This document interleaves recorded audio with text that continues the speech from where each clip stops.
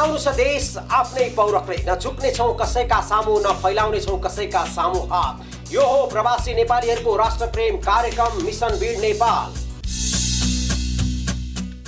नमस्ते दर्शकबिन, यो हो कार्यक्रम मिसन वीर नेपाल, तपाईँ प्रवासीहरूको राष्ट्रप्रेमको एउटा प्रतीक।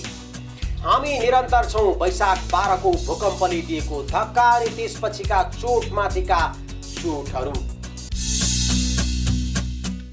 चरी मारिदा एमालेलाई टाउको दुख्यो, घैँटे मारिदा काङ्ग्रेसलाई। किन हरेक पटक गुण्डा नाइकेको नाममा परिचित व्यक्तिहरूको पुलिसले हत्या गर्दा टाउको दुख्छ हाम्रै नेताहरूलाई? कति मोह रहेछ त समाजमा आतंक फैलाउने, हत्तासुली गर्ने र समाजलाई आतंकी बनाउने गुण्डा नाइकेहरूसँगको सम्बन्ध। निर्वाचनका क्रममा गुण्डाहरूलाई प्रयोग गरेर निर्वाचन आफ्नो हातमा पार्ने त हामीले देखेका पनि थियौँ, भोगेका पनि थियौँ। अब त थाहा भयो कि यिनै गुण्डाहरूलाई प्रयोग गरेर व्यावसायिक फाइदा मात्र होइन, आफ्ना काला धनहरू विश्वको कुना कुनामा पुर्याउन पनि लागि परिरहेका छन्। यो एउटा विडम्बना हो हाम्रो देशको। भूकम्प गएको 1 दिन होइन, 2 दिन होइन, 3 दिन होइन, 1 महिना होइन, 2 महिना होइन, 3 महिना बितिसक्यो। अझै पनि भूकम्प पीडितहरू पालमुनि बास बसिरहन बाध्य छन्। 3 महिना बितिसक्दा पनि काठमाडौँको मुटुमा रहेको चुच्चे पार्टीमा अझै पनि हजारौं परिवारहरू त्रिपालमुनि छन्।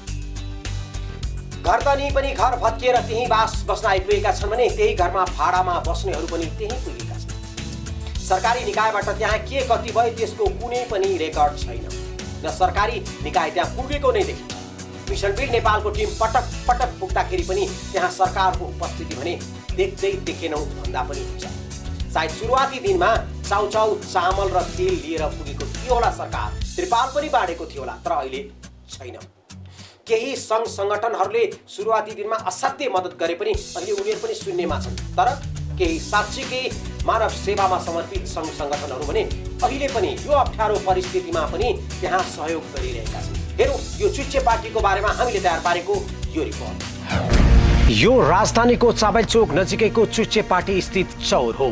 अरू समयमा खाली रहने यो चौर नेपालमा गएको विनाशकारी भूकम्पपछि भने भरिभराउ छ। चौरभरि अस्थायी टेन्टहरू हालिएका छन्। मानिसहरू महिनौदेखि त्यही टेन्टको सहारामा आश्रय लिएर बसिरहेका छन्। एउटै टेन्टभित्र 18 जनासम्म भेटियो यो शिविरमा। कल्पना गर्नुस् कति कष्टकर होला एउटै सानो टेन्टमा 18 जना बस्दाको असहजता। तैपनि 3 महिना बितिसक्यो।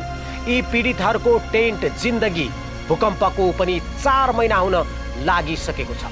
तर भूकम्प पीडितहरूले अझै वैशाख 12 गतेलाई बिर्सन सकेका छैनन्। उनीहरू अस्थायी टेन्टभित्रको जिन्दगी आफ्नै जीवनको सबैभन्दा कष्टकर समय भएको बताउँछन्। सबैभन्दा पहिला सम्झिनु पर्दा 12 गतेलाई नै सम्झौँ होइन। त्यस दिनदेखिबाट आजको दिनसम्म 103 दिनसम्म यही पालमुनि नै बसिरहेका छौँ। अनि अब भन्नुपर्दाखेरि 103 दिन हाम्रो यो कठिन जीवन सबैभन्दा एकदम कठिन, कसैले नि कल्पना नगरोस्। त्यो यो जीवन जिउनु परोस् भनेर कसैले कल्पना पनि नगरोस्। पालमुनि बसेकाहरू कहिले छरी त कहिले तातो घामको मार खेपिरहेका छन्। सानो बालकदेखि वृद्धा सुत्केरीहरूको ठुलो संख्या कष्ट झेलेर अझै पालमुनि नै गुजारा चलाइरहेका छन्। महिलाहरूलाई एकदमै समस्या छ। अब कतिका बच्चा भिजेर हिँडेका छन्। अब पालमा पानी चुहेको छ, गजगजी हिलो छ। अब पालमा नबस्नु भने अब घरमा गए डरसरी छ। पालमा बस्नु भने अब सानो सानो जग्गामा पाल हालेर बसिन्छन्, त्यहीँ पानी चुहिरहेछ। पाल राम्रोसँग पाल पनि अब सरकारी पाल पाएको छैन। अब विदेशीले सहयोग गरेर एउटा पाल दिएको छ सबैलाई। एकदम कठिन, सम्झिँदा नि गाह्रो हुने उयो जिन्दगी हो। किन भन्नु होला भने अब पालमुनिको जिन्दगी छ, पालमुनि बसेका छौँ। कोही पनि खुसी छैनन् पालमुनि। एक त यहाँनिर पालमुनिको जिन्दगी झरी घाम यो दुईटैमा बस्नु परेको छ। कतिपय त भूकम्पपछि एक छाक मात्र खाएर पनि बसे। न टाउको लुकाउने त्रिपाल थियो, न ओछ्याउने कपडा नै। हामीले 103 दिन त कसरी एक छाक त हामीले खानै पाएनौँ हजुर। यहाँ कहीँ किन्नु पनि पाइँदैन थियो, आफ्नो पासमा पनि केही थिएन। सबैजना भोका थिए, पानीले तिर्खाएका थिए। 1-2 दिनपछि एउटा संस्थाले चिउरा र सानसानो गुड ल्याएर आएपछि हामीले 4-5 दिन बिहान बेलुकी त्यो चिउरा र गुड खाएर पानी खाएर बस्यौँ। तर केही सङ्घ संस्थाको सहयोगमा उनीहरूले आफ्नो गुजारा अहिलेसम्म चलाइरहेका छन्। के यस्ता केही सामाजिक संस्था नभएको भए यी पीडितहरूको अवस्था के हुन्थ्यो होला? सायद भोकै केहीले ज्यान पनि गुमाइसकेका हुन्थे। तर केही मनकारी संस्थाहरूको सहयोगले उनीहरूको जिन्दगी धानिएको छ। राहत भन्ने कुरा आउँछ। यहाँ राहत भन्ने कुरा हामीले जुन सोचे अनुसारको राहत आएको छैन।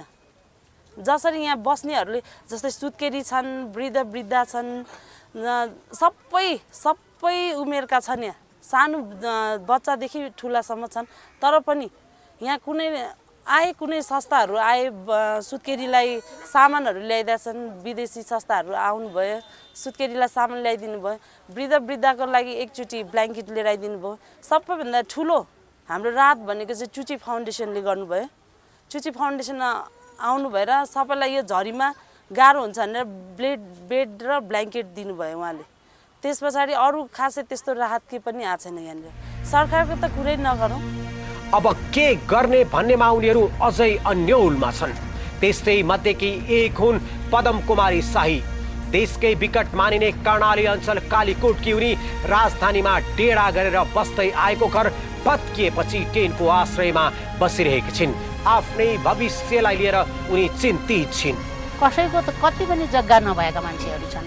हामी त घर डेरामा बसेका मान्छे हौँ। यहाँका मान्छेहरूको घर भत्किए, त्यहाँ बस्ने मान्छे पनि एउटा चाहिँ पीडित भए, घरवाला पीडित भए।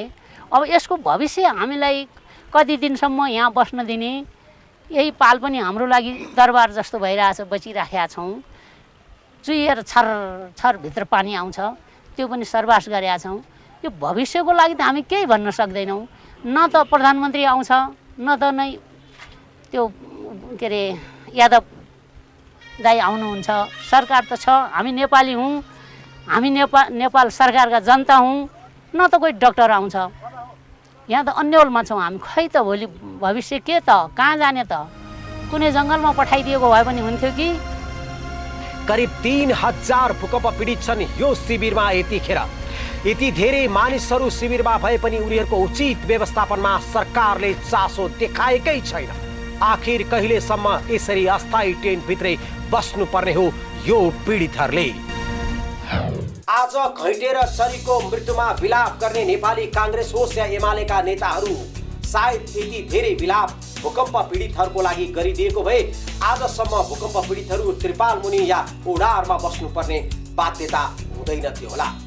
सबैभन्दा स्वच्छ, इमान्दार र सबैभन्दा वफादार हुनुपर्ने निकाय, राजनैतिक निकाय नै यसरी लिप्त रहेछ आर्थिक र शक्ति प्राप्तको लागि गुण्डा नाइके प्रस्तुत गरेर समाजमा आतंक कलह मच्चाइरहने र त्यही दुनो गायका रूपमा रहेका गुण्डाहरूको मृत्युमा विलाप गर्ने, निर्वाचनमा तिनै गुण्डाहरूलाई प्रयोग गरेर हामीमाथि राज गर्ने चरित्रहरूप्रति हामी अब खबरदार हुनुपर्छ। यस विषयमा कुनै दिन इतिहासले कोट्याउला र न्यायले पनि न्याय देला, हामी यो आशा गरौँ।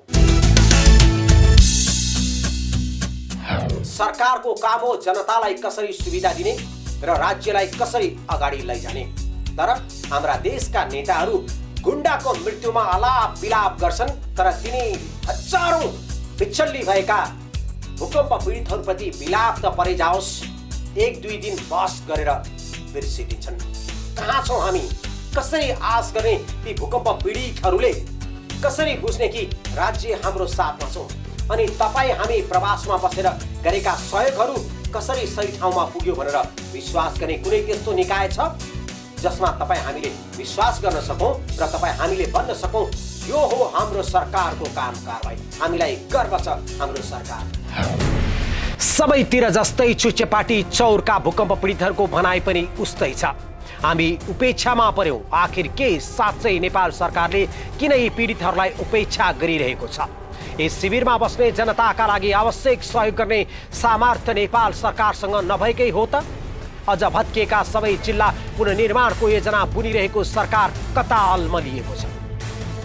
राज्यबाट सहयोग त अहिलेसम्म केही पनि पाइएको छैन र सरकारी मान्छेले पनि अहिलेसम्म दर्शन दिएको छैन। यी नेपालका मान्छे हुन् अथवा यी मान्छे हुन् भन्ने दुवै किसिमको गणना पनि सरकारबाट भएको जस्तो हामीलाई लाग्दैन। तर यहाँ साह्रै समस्या र दुःखमा मान्छेहरू छन्, लङ्गडा छन्, घाइते छन्, दुखी छन्। यहाँ सुत्केरीहरू नै 40-45 जना भइसके। यस्तो पानी परेको बेलामा बच्चा पानीमा झर्छ, सुत्केरी सुनिएर बसेकी छ, स्याहार सम्हार छैन। सरकारबाट के भयो, किन भयो, कहाँ छौ भन्ने अहिलेसम्म भएको छैन। यो किन हो, यो पनि हामी अन्यलमा छौँ, साह्रै दुखी छौँ। आखिर पीडामा पर्दा एउटा नागरिकले आशा गर्ने भनेकै सरकार हो। सरकारले नहेरे विपदमा परेका जनतालाई कसले हेर्ने? पीडितहरू सबैको कथा उस्तै छ, पीडा उस्तै छ। हामीले के सोच्यौँ भन्दाखेरि नेपाल सरकार आइदिएला, नेपाल सरकारले हाम्रो व्यथाहरू बुझिदिएला, यो दैवी प्रकोप भन्ने चिजलाई चाहिँ नेपाल सरकारले एकदम गम्भीर रूपमा सोच्दिएला भन्ने जुन सपना बुनेर हामी बसेका थियौँ, त्यो हाम्रो सपना लगभग अहिलेसम्म आउँदा फेल भइसकेको अवस्था छ। र जुन पालहरू हामीलाई चाहिँ युनिसेफ भन्ने संस्थाले सुरुमा दियो 150वटा पाल, त्यो पालहरू ओढेर हामी चाहिँ लगभग बस्यौँ। विभिन्न राहतहरू त सानातिना आएकै हुन्, तर नेपाल सरकारबाट होइन, विदेशी सङ्घ संस्थाले आएको। त्यो राहतहरू पनि लगभग नेपाल सरकारले घुमौरो पाराले रोक्ने टाइपको प्रविधि सुरु गरिसके पछाडि हामीले अलिकति चाहिँ के सोच्यौँ भन्दा वास्तवमा भूकम्प पीडितलाई त नेपाल सरकारले नै महापीडितै बनाउने रहेछ। अनि उनीहरूकै नाममा विश्वको कुना कुनाबाट उठाइएका आर्थिक सहयोगहरू जुन सरकारी कोषमा गएका छन्, कहाँ छ त्यो रकम? अनि तिनै सङ्घ सङ्गठनहरूले व्यक्तिगत रूपमा उठाएका र व्यक्तिगत रूपमा गरेका खर्चहरूको लेखाजोखा कहाँ छ? के एउटा नागरिकले प्राकृतिक प्रकोपमा आफ्नो घरबार परिवार डुबाउँदा राज्य उसको सहारा बन्नुपर्ने होइन? किन हामी सहयोगदाताहरूले आवाज उठाइरहेका छैनौँ? खोइ हाम्रो सहयोग, खोइ हामीले गरेको सहयोग जनतामा किन पुगेन? सरकार किन मौन छ? किन निन्द्रामा बसेको छ सरकार? अनि तिनै सरकारका निकायहरूलाई हामी किन भन्दैनौँ कि खोइ हामीले जुन उद्देश्यको लागि यो सहयोग जुटाएका थियौँ, जुन उद्देश्यका लागि ती भूकम्प पीडितहरूको नाङ्गो छाती प्रदर्शन गरेर यो रकम जम्मा गरेका छौँ, यो रकम कहाँ पुग्यो र त्यो रकमले कसलाई राहत पुग्यो, यसको हिसाब किताब कहाँ छ? किन हामी माग्दैनौँ? किन हेर्दाखेरि सिर्फ सम्बन्ध विकासको लागि मात्रै सहयोग जुटाइरहेका जस्ता छौँ? व्यक्तिगत इगो होस् या सामाजिक इगो, त्यसलाई प्रस्तुत गरिरहेका त छैनौँ। एकपटक तपाईँ प्रवासमा बस्नेहरूले पनि गम्भीर भएर सोच्नुहोला। गर्नु छ हामीले नगरे कसले गर्छ? भन्नु छ आजै हामीले नभने कसले भन्छ? जसले भोगेको छ, जसले बुझेको छ, उसैले भन्नुपर्छ। यदि हामी मौन भइरह्यौँ भने हाम्रो यो व्यथालाई कसले बुझिदेला? सम्पूर्ण नेपाली दाजुभाइ दिदीबहिनीहरू, मलाई थाहा छ व्यक्तिगत रूपमा र विभिन्न सामाजिक सङ्घ संस्थाहरूले नेपाल, हाम्रो देश विपत्तिमा परेको अवस्थामा तपाईहरू आर्थिक सङ्कलन गरिराख्नु भएको छ। त्यो आर्थिक सङ्कलन तपाईँ आफै गएर नेपालमा केही गर्न खोज्नुभयो, केही गर्नुभयो भनेदेखि त्यसको परिणाम नगण्य हुन सक्छ। त्यसैले म यहाँहरू सबैलाई के अनुरोध गर्न चाहन्छु भने हामी सबै मिलेर एकबद्ध भएर काम गरौँ, नेपालमा केही गरौँ। त्यो सङ्कलन गरेको अर्थले त्यसको परिणाम धेरै ठुलो हुनेछ, धेरै विशाल हुनेछ, त्यो देखिने हुनेछ, त्यो इम्प्याक्टेबल हुनेछ। त्यसबाट हामी गर्व गर्नेछौँ र हामी चाहिँ हाम्रो देश विपत्तिमा परेको देशलाई केही सहयोग गर्न सकेर हामी धेरै गर्व गर्नेछौँ। हाम्रो देशले हामीबाट ठुलो आशा लिएको छ, त्यो आशा हामीले केही मात्रामा पुरा गर्न सक्नेछौँ। हामी नेपाली, हाम्रो नेपाल। समृद्ध नेपालको लागि एनआरएन का साथ गोर्खा च्यानल। तपाईँ हामीले हेरेकै हो, देखेकै हो। भूकम्प गएको केही दिनसम्म सरकारको अस्तित्व कहाँ भेट्यो? विदेशबाट जाने सहयोगहरूलाई पनि कसरी रोक्यो? लाखौं टन एयरपोर्टमा सामान कुहिएका छन्, खाल्टो खनेर गाडियो ताकि अरूले नदेखोस्। विदेशबाट गएका सहयोगी टोलीहरूलाई तपाईँहरूको सहयोग चाहिँदैन, हामीलाई पैसै पठाइदिनुहोस् भन्यो। दाताहरूको त्यत्रो ठुलो सम्मेलन गरियो, खोइ दाताहरूबाट आएको रकमहरू कहाँ पुग्यो? खोइ जनताको कहाँ पुग्यो? दुःखको व्यथा, तातो पानीमा विचल्ली हुनेदेखि लिएर गोर्खादेखि लिएर काठमाडौँको मुटुमै विचल्ली हुनेहरूको अवस्था पनि जस्ताको तस्तै छ। हेरौँ के भन्छन् त चुच्चे पार्टीमा गत 3 महिनादेखि त्रिपाल मुनि बस्न बाध्य भएका यी भूकम्प पीडितहरू। भूकम्प पीडितहरू जो चुच्चे पार्टी चौरमा बसिरहेका छन्, उनीहरूको गुनासो छ कसैले हामीलाई हेरेन। भोट चाहिँदा आफ्नो घरमा आउने नेता अहिले कता हराए? उनीहरू आफूले मतदान दिएर संविधान सभा र सरकारमा पुर्याइएका नेताहरू एक पटक पनि फर्केर हेर्न नआउँदा दुखी देखिए। हामी पालमा त अब घाम आगो पानी खाएर हामीले जीवन बिताएका छौँ, तर हामीलाई अहिलेसम्म सरकारले हेर्न आउनु भएको छैन। हामीलाई के गुनासो छ भने सरकारको जनता हामी होइनौँ, हामी विदेशीको जनता हौँ।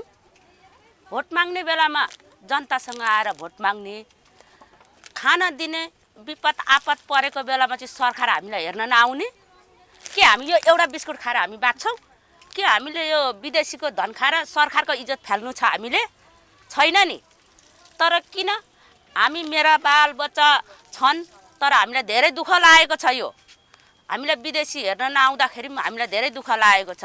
हामी विदेशीको जनता हौँ, सरकारको जनता हौँ हामी, तर सरकारले किन हामीलाई हेर्दैन? यो अरूले दिएको राहत सहयोगमा कति दिन जीविका चल्छ उनीहरूको? यही प्रश्न छ भूकम्प पीडितको मनमा। गोर्खा च्यानलको मिसन बिल्ड नेपालको टिमसँग कुरा गर्दै उनीहरूले यस्तै व्यक्त गरे। केटा मान्छेलाई नि पीडा त्यति नै हो, केटीलाई पनि पीडा त्यति नै हो। केटा मान्छे पनि दुःखले आएर बसिरहेछन्, केटी पनि दुःखले आएर बसिरहेछन्। र हामीलाई कुनै सरकारले एक बदल पानी दिन पनि आएको छैन, सरकार सोध्न पनि आउनु भएको छैन। र हामीले नै उहाँलाई कुर्सीमा राख्ने त हामी नै हौँ, अरूले त राखेको होइन। र विदेशी आएर हामीलाई दुनियाँ सहयोग गर्नुहुने, यो सरकारले सहयोग गर्नु नहुने, उहाँले गर्न खोजेको के हो, भन्न खोजेको के हो?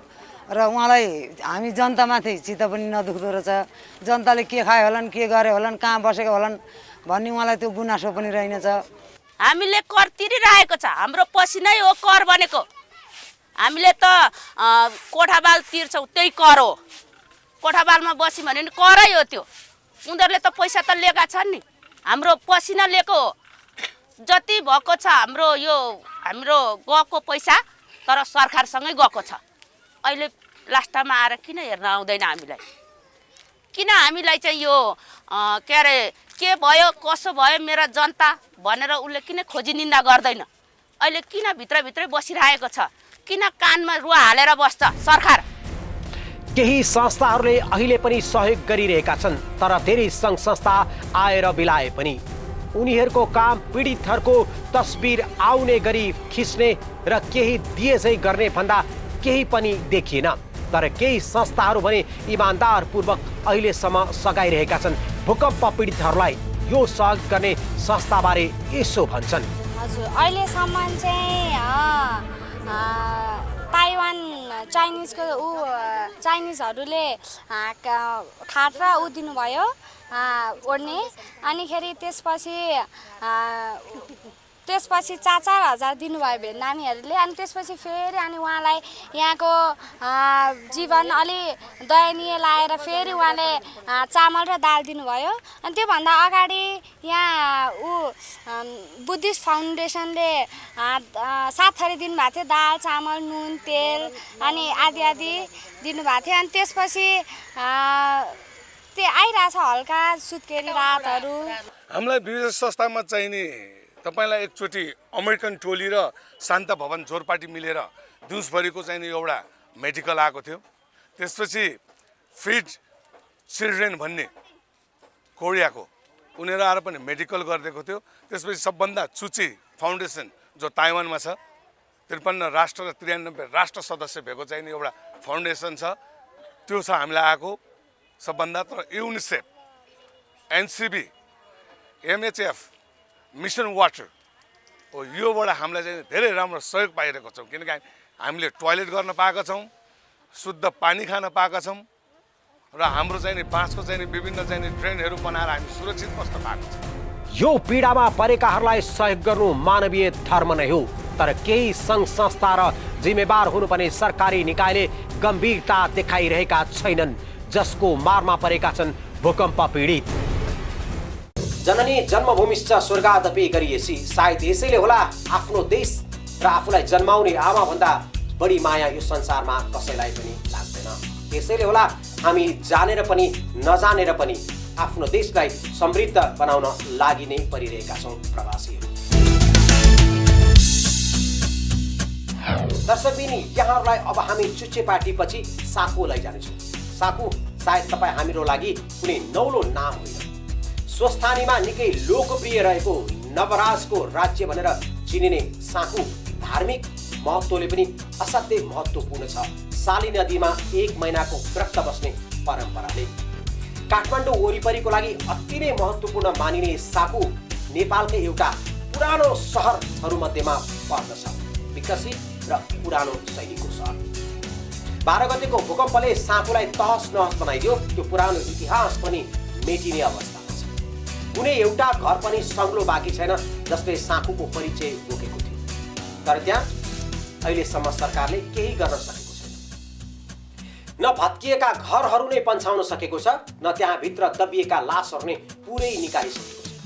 15,000 सरकारले दिने बाहेक अरू कुनै पनि सहयोग गरेको छैन साकोमा सरकारले। सामाजिक सङ्घ सङ्गठनहरूले केही दिन सहयोग गरे पनि अहिले उनीहरूले पाउने सहयोगमा शून्यता छ। परापूर्व कालमा लावण्य प्रदेशका रूपमा चिनिएको यो अहिलेको साको बजार वैशाख 12 गतेको भूकम्प र त्यसपछिका पटक पटकको पराकम्पनबाट सबैभन्दा बढी प्रभावित भएको ठाउँ हो यो काठमाडौँको। काठमाडौँ जो देशको राजधानी हो, देशको राजधानी नजिकै भएका कारण भूकम्प आए लगत्तै यहाँ राहत र पुनर्स्थापनाका कामहरू धेरै मात्रामा भए। देशी सङ्घ संस्थाहरू मात्र होइन, विदेशबाट आउने सङ्घ संस्थाहरूले पनि आफ्नो सबैभन्दा पहिलो केन्द्रका रूपमा यही साकोलाई बनाए, किनभने काठमाडौँको नजिकै यो स्थान थियो र यहाँ राहत र पुनर्स्थापनाका कामहरू सुरुका दिनमा धेरै नै भए। तर हामीले यो मिसन बिल्ड नेपाल कार्यक्रम तयार गर्दै गरेको आजको दिन 101औं दिन हो र यहाँसम्म आइपुग्दाखेरि अब भने यो साकोमा पनि राहत र पुनर्स्थापनाका कामहरू हुन छाडेको छ र सुरुवातमा यहाँ सहयोगका लागि झुम्मिने सङ्घ संस्थाहरू पनि यति बेला यहाँ देखिँदैनन्। यहाँका स्थानीयहरू आफ्नै ढङ्गबाट पुनर्निर्माणका काममा जुटिरहेका छन् र आफ्नै भत्किएका घरबाट सामानहरू निकालेर घरहरू बनाउने काममा जुटिरहेका छन्। महाभूकम्प गएको 3 महिना बितिसक्यो। पुनर्निर्माणको काम अगाडि बढ्न सकेकै छैन। पुनर्निर्माणका लागि गठन गर्ने भनिएको पुनर्निर्माण प्राधिकरण बल्ल बल्ल गठन त भएको छ, तर ठोस केही योजना अहिलेसम्म आइसकेको छैन। असार 10 गते आयोजना गरिएको दाता सम्मेलनमा पुनर्निर्माण प्राधिकरण गठन गरेर पुनर्निर्माणका कार्यक्रम सञ्चालन गर्ने प्रतिबद्धता गरेको सरकारले प्राधिकरण गठनमै ढिलाइ गर्यो। तर प्राधिकरणले काम अघि नबढाउँदा पीडितहरूले आशंका व्यक्त गर्न थालेका छन्। त्यसैले पनि होला उनीहरू आफूले सकेको पुनर्निर्माण आफै गर्न थालेका छन्। भूकम्पले धेरै धनजनको क्षति भएको साकोमा यस्तै दृश्य देखियो, जहाँ भूकम्प पीडितहरू आफ्नो भत्किएको घर मर्मत गरिरहेका छन्।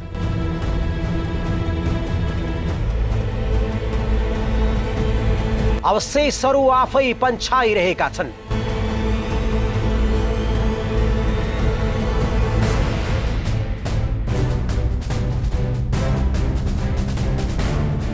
साखु निवासी 75 वर्षका सत्यलाल श्रेष्ठको घर पनि भूकम्पले भत्काइदियो।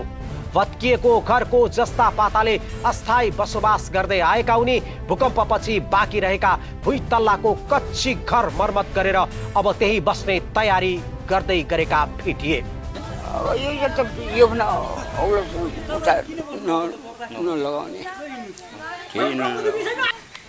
यतिमा काल त्यो आफू चाहिँ नबस्न टोडा बनेर जस्तामा यसको बाजे टोडामा बसिरहेको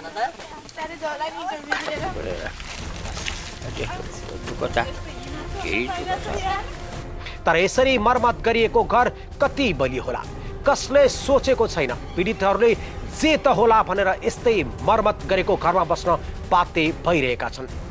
घर मात्र भत्किएको छैन, गाउँबाटै विस्थापित भएकाहरू फेरि गाउँ फर्केर जान सक्ने अवस्था छैन। खेतबारी पहिरोले पुरिएको छ, बस्नलाई घर छैन। यसरी विस्थापित भएकाहरू सरकारसँग आफ्ना लागि बास मागिरहेका छन्। सरकारले सकेसम्म भूकम्प पीडितलाई स्थायी रूपमा कतै पुनर्वास गराओस्, राहतका कुराहरू उपलब्ध गराओस्। यसरी विस्थापित भएर गएका हामी जस्ता पीडितहरूलाई चाहिँ सरकारले सकेसम्म निःशुल्क रूपमा पाउनुपर्ने आधारभूत हाम्रा आवश्यकताहरू, स्वास्थ्य, शिक्षा, रोजगारका कुराहरू, घाँसपासका कुराहरू चाहिँ सकेसम्म सरकारले पुरा गरिदियोस् भन्ने हाम्रो अपेक्षा छ। यसअघि अघिल्लो वर्ष सिन्धुपाल्चोकै जुरेमा पहिरो गयो, 100 घर पुरिए, धेरैले ज्यान गुमाए।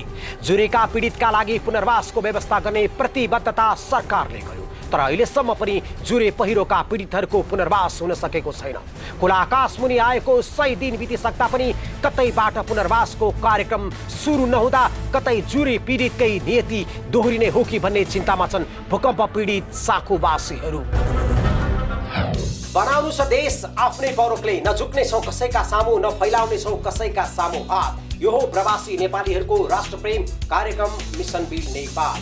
आजको लागि यो श्रृङ्खला यति नै। यदि तपाईँहरूलाई पनि हामीप्रति कुनै जिज्ञासा छ र तपाईँहरूसँग पनि त्यस्ता कुनै सूचना छन् भने कृपया हामीलाई जानकारी गराउनुहोला इमेल मार्फत वा टेलिफोन मार्फत।